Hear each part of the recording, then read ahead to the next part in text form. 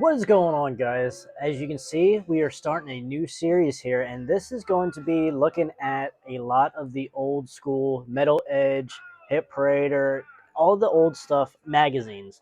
And specifically with this series, we are going to look at all the record promos that they did in the magazines as well, and then show it in the physical format.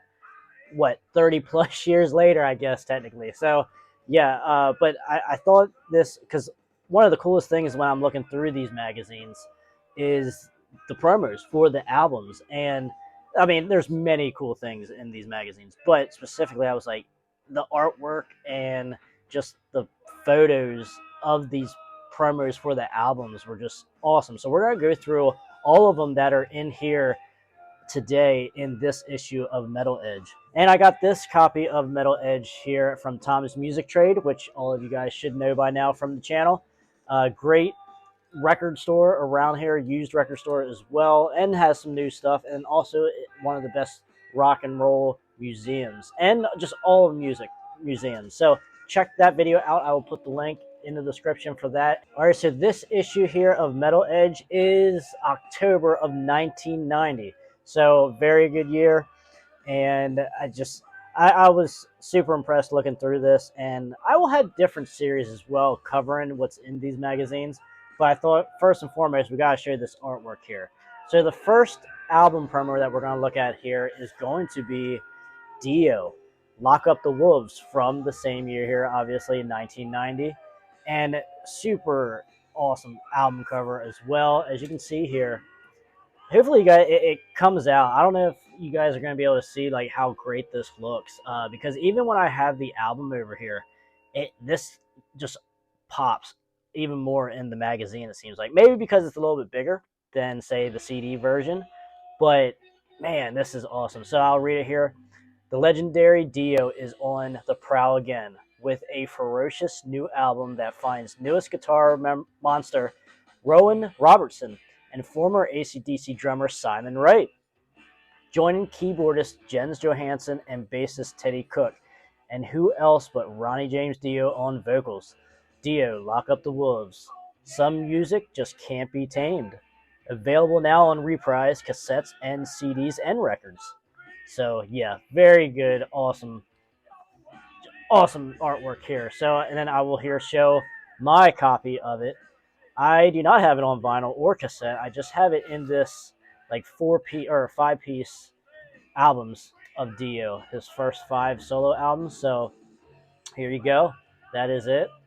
And obviously not an original by any means, but yeah, thought I'd still show you guys what it looks like in the physical format. So good album though, nonetheless. I like this album. Wild One is one of the singles on here. Hey Angel, good song. I like the title track a lot too. This album a lot of people don't like because it is very well. It's more on the bluesier side of what Dio would do, just in all of his solo career, I would say anyway. And it's a little lethargic, mid-tempo type songs and such. So more people don't care for this album, but I like it. I mean, I'm a fan of anything bluesy, so it's one that I like to visit. Just wanted to jump in here, guys. If you guys enjoy this content that we're doing here, please like the video, please share it, and then please subscribe. That helps the channel out so much. Just helps everything that we're doing here. And also leave me a comment as well. Always interested to see what you guys had to say. Now let's jump right back into this video. Alrighty, so that is Dio, Lock Up the Wolves. So moving on to the next one here, we have Trickster. All right, here we go. Good debut album as well, New Jersey boys. All right, here it says, shot to the body, straight to the heart. Trickster. Then you have Line of Fire, or it says features Line of Fire, Give It to Me Good, and Surrender. That's interesting. Like, I'm not 100% sure if Line of Fire was a single. Because obviously the one that they are missing here is One in a Million, which was a music video single. Surprised that they threw in Line of Fire, unless that was like a later thing that kind of caught on once the album came out and through the tour and such. So you have pictures here of Steve Brown You got Pete here, vocalist. You got Mark, drummer, and then you got PJ right over here as well, bass player. And then it just has the credits down here as management, produced by Bill Ray, everything like small details like that. So, and look, guys, look at the pictures here. Like this pops. Now, I don't know, just for reference, like I would say half of the magazine is black and white like this, with still great pictures. But I think maybe like when they do colored promos like this, it just helps pop and very memorable. It is certainly memorable for me because when I'm reading through this, I was like, wow, these promos are just really, really popping off here, and just really enjoy it. So, but nonetheless, talking about the album itself, here is a copy. I do have two copies of this, but this is, I don't know if you guys can see this here, but this is signed by Steve Brown. When I went and saw him play with Tokyo Motor Fist with Ted Poley. Very good show as well, but good album. Now, generally, like what I like to compare this album to is kind of what you would hear in 1990 push to the teenagers that like rock and metal as well. You know, like very tough, Pretty Boy Floyd style, if you will. But still a great album though. One of my not one of my favorites, but out of those three bands, I do tend to visit this album more than the rest of the bands that I have mentioned already here. So, but like Line of Fire, good song. Heart of Steel, I like. One in a Million, like I mentioned, a really good ballad. There's Surrender. That's one of the ballads I think is kind of underrated, if you will. I do tend to leave that ballad on when it does come on. You got Play Rough, very good. Only Young Ones, I really like the message in that song as well. It is a solid album, guys. A very good. So looking back, I probably would have had Steve use a bronze metallic. If let me grab my markers here. So here, these are generally the ones that I roll around with, and one of my favorites is the Sharpie Metallic Bronze. That really stands out on a lot of stuff. As you can see here, I don't know if you can see it here, but at the beginning, Michael Kelly was signing with a bronze, and for some reason it wasn't working, so we moved to silver, and that still turned out really good. So the silver one here, metallic, good stuff. But like sometimes it just doesn't show up as good. But that was, like I said, half pretty much my fault on that. I wasn't thinking that one through. Even black, obviously here would have probably been better. Uh, but I like seeing the different colors as well on these albums.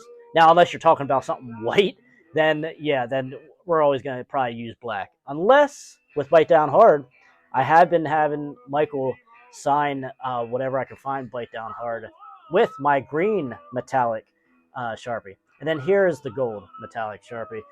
Uh, I thought gold would probably be the better one, but bronze is the one that actually sticks out the most.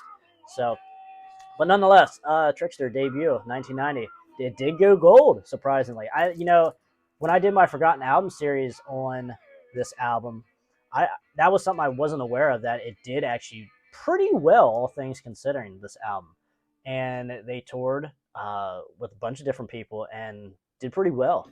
And certainly a lot of bands would kill to have a gold record, and Trickster did, and most deservingly so. It was a good album. All right, moving on here to our third promo, and that is going to be Heaven's Edge. Look at this here. Now, this one here is actually not that. I mean, it is colored, but it doesn't pop as. I think I would have done something maybe a little different with this. It kind of looks slightly, I don't want to say blurry. That's not the right word, but I don't like how there's a mixture. It's like blue smoke coming through here, and it's kind of covering up the band a little bit. I don't know. It's just not as clear as I would like to see this picture, because this is a cool picture. But as we will see here on the physical copy. But yes, awesome. Heaven's Edge, white light from the dark side. Heaven's Edge. Nobody ever pushed you this far on Columbia. Ah, good album. Yes, very good stuff. Reggie, great guitar player. Mark, good singer. Philly boys, and it's just a shame that they were not able to get this album out like a little bit earlier, because I remember Michael Kelly telling me that their drummer got shot after a show, or somehow he got shot in the stomach, and that kind of delayed this album because they didn't want to move on from him and get like a studio guy or get a replacement, what have you. And that's a big shout out to Heaven's Edge and the merit of the guys as well, the rest of the band, and because not moving on from your original guy because of this crazy thing that happened and sticking by him. And that's just awesome to hear. Because, some people would move on, sadly, and that's just shitty. So I always have a respect for Heaven's Edge from that story and how they didn't want to move on from. So good stuff. So over here on the right side, it says here, their music borders on two extremes: extremely hard and extremely loud. Heaven's Edge, kicking ass on tour and on their debut album with Skin to Skin, Find Another Way, Find Another Way to Your Heart. That chorus is so damn good. And then Hold On to the Night and more. So another one off of Columbia here as well. So very good album here. Let's pull out the physical here. All right. See, as you can see here, hopefully, there's no smoke like this. It's not faded or different colors. I don't know. It's a lot clearer here, and I like the look on the album a lot better than this. So here is the inside, original Columbia. I'll pull this out here just in case if there was any glare on that. Hopefully that looks better. But yeah, good album. I was always like, even some of my bowling buddies that are younger than me, like 10 years younger than me. I am on my mixtape in the car. This was like probably 5+. Definitely 5+ years ago.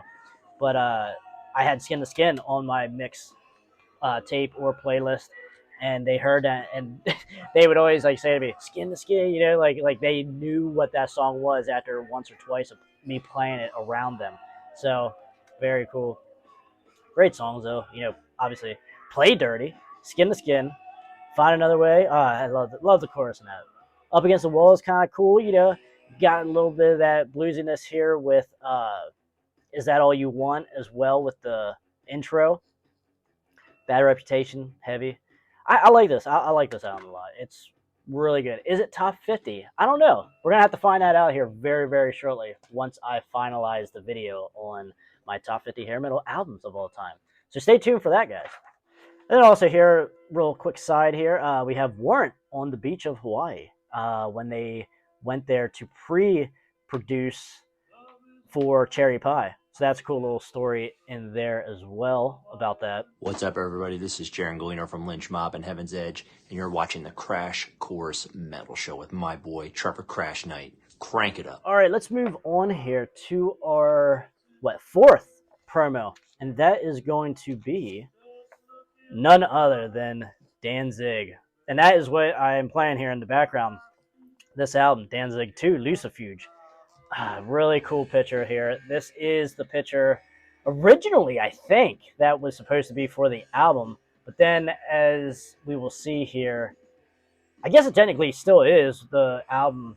There's a couple different covers that Danzig wanted to go with, and that was actually released and wasn't released, and then later on, and all that good shit. So let's read this here. Second Coming, Danzig. Danzig II, Lucifuge.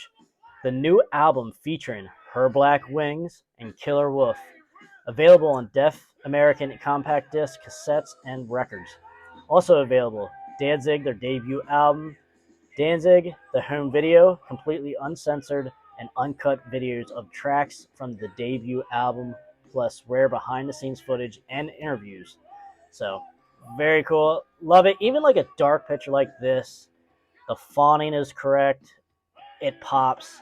The logo, the red is not too bad on the white, like on his skin. Pretty good there, especially if you ain't got no glare on it. It's still pretty easily to see, even though I'm not a big fan of putting red over top of like white or paleness,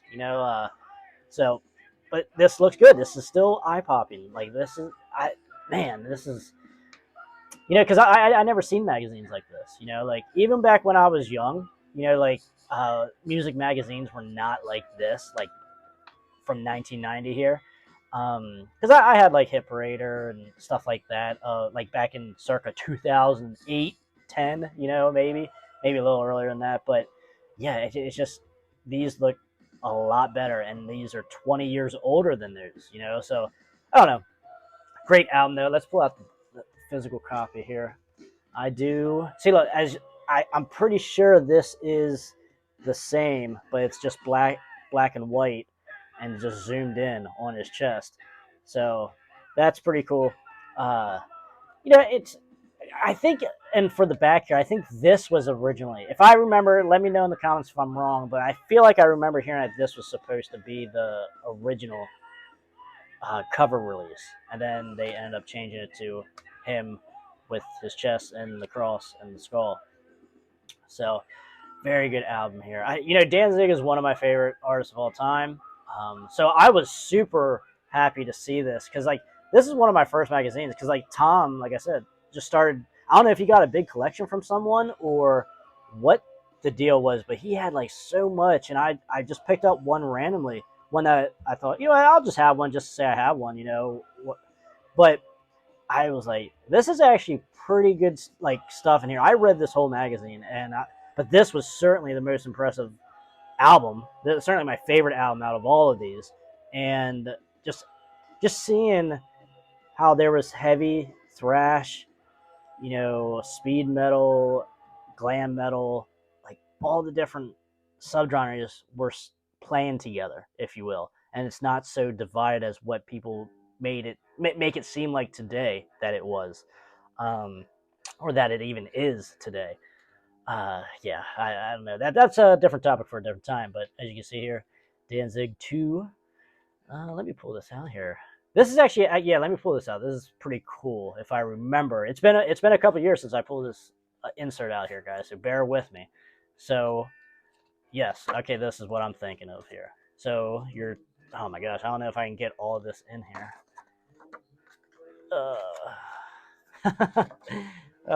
What else do you expect from Glenn right here? Upside down cross, and it says here, "Ye are of your father the devil, and the lust of your father ye will do." Saint John 8:44. Now, yes, not the biggest fan of having this, but it is cool for what it is. It's what they do. It's what Glenn does. So I think it's certainly one of a. Well, I don't remember seeing it or know of anyone else. I'm sure it's been done, but something similar to this, like pretty cool. And for 1990, I don't know if many people were technically or bands technically doing that. So very cool. Um, Not that like I said, I don't pull these inserts out very much, so I kind of forget. But that was one that I didn't forget. Until right now, because I was like, I feel like Glenn had something up his sleeve, and I can't remember what it was, but that's what it is. Great album though. Every song on here is awesome. Like, especially if you like blues, you have to like, because Danzig 3 does certainly go into a very bluesy style, but it's a little more along the lines of a Black Sabbath. There's a little bit more swampy acousticness to these songs, some of these songs, than say the third album. But this is just great metal mixture with some bluesiness in there. Great voice. Evil Elvis, man, like good stuff. All right, that's enough talk about Glenn. All right, good stuff. And then we have here a little side picture of Vixen, of all the original girls here. Very, very cool. All right, so we just finished up Danzig 2. And for our final one here, we are going to be going to Forbidden. Look at this. This was actually, I think, the one that I came up and was like, I got to do a video on these perimeters here because of this. This is one of the ones where, along with the Dio one, that was very impressive because that was probably the first one. I was kind of shocked with like how detailed everything was. But this here, this looks just absolutely badass. Forbidden, yes, a thrash metal band, which we don't really talk too much about on the channel, as much, I should say, as hair metal and glam metal and stuff like that. But it is certainly one of my go-tos as far as subgenres, especially 80's thrash, early 90's thrash. And Forbidden is a great band that seems to be somewhat forgotten as well. Like a lot of people don't know about Forbidden. This is a great album, Twisted in the Form. I might actually prefer. I don't have their first album, Forbidden Evil, but I think I might actually prefer it over Twisted in the Form. But still good. It's still what you want from thrash metal, bar none. So we have here Forbidden, the logo. We have the band here. We have great detail and like I said, this is still eye popping here because now there ain't very eye popping colors, but the greens do work very well. The different shades of greens even work very well along this black or dark backdrop here. It just brings everything kind of like in here. I don't know. That's just kind of my thoughts. Let me know what you think as far as with all of these promos, but like the mixture of these colors here and what it brings into the image itself, what the album cover is trying to portray. And that's what's great about records, though, too. I mean, I'm not the biggest vinyl guy, but a big plus for vinyl is that you get this big artwork here like this. And with a CD, it's not quite as big, especially not with cassette. Certainly cassette would be the worst. But you have here Forbidden. The boys here, Twisted into Form, featuring the single and video step-by-step on Combat Records, cassette, LP, and specially priced CD. So, as Hair Basement Brian has said in previous episodes here on Crash Course, that he would only have enough money a week, give or take, for either 2 cassettes or just 1 CD. And as you can see here, it says specially priced. Now, they did range a little bit, but if you're thinking of, say, any kind of like future thought, surely you want more music every week. I get that part, so the 2 cassettes is enticing because you get 2 instead of 1. But as far as longevity, cassettes do not last very long, and to me, I probably would have just went with CD because I know 10 years from now, I'll still have this and it'll still sound as good compared to a cassette where just sheer months later, and cassettes just never sounded good, no matter whether they're brand new or not. I've never been a cassette guy. I like it. I do like them just for the vintage style of it and stuff, but like as far as listen to it, I will not pick up a cassette unless I can't find it on vinyl or CD.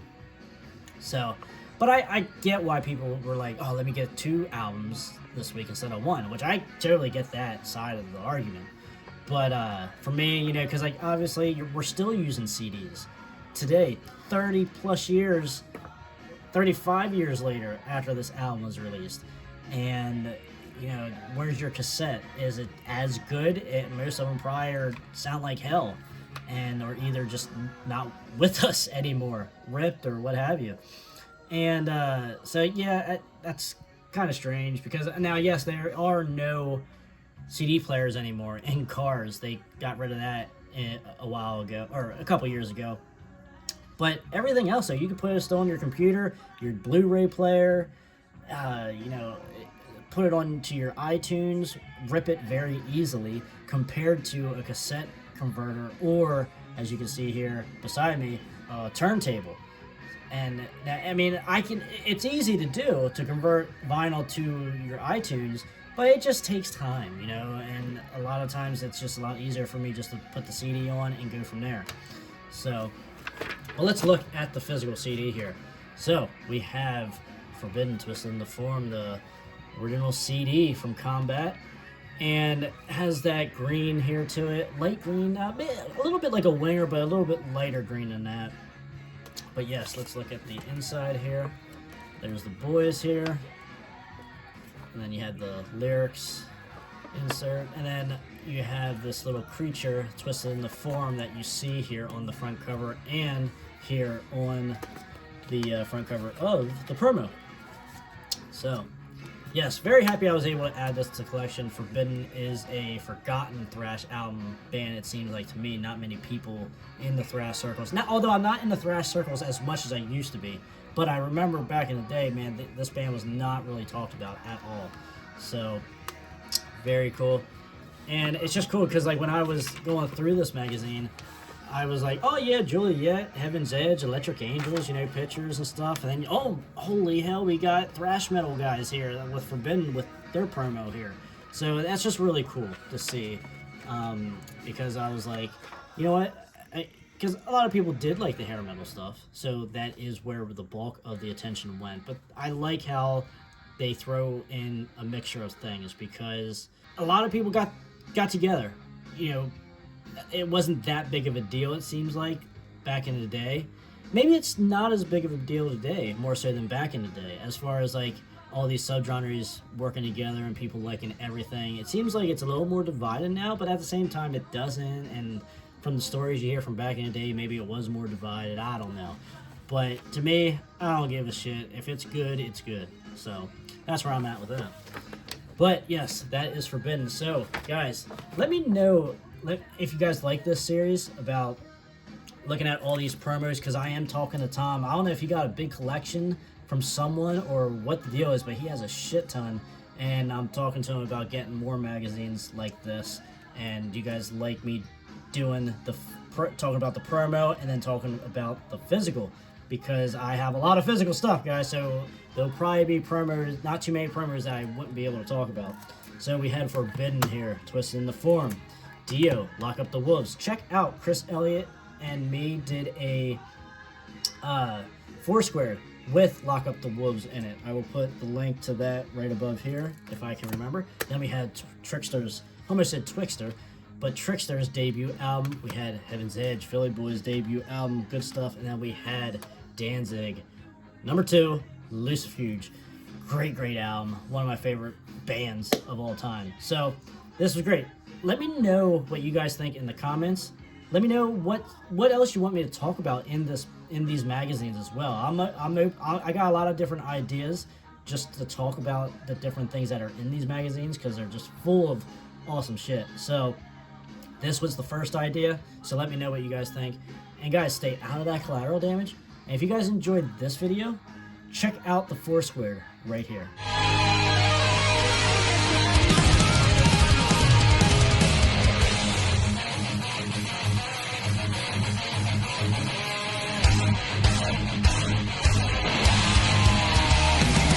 Yeah, I wrote that. It's called I Want to Rock Your Body. And then in parentheses it says to the break of dawn.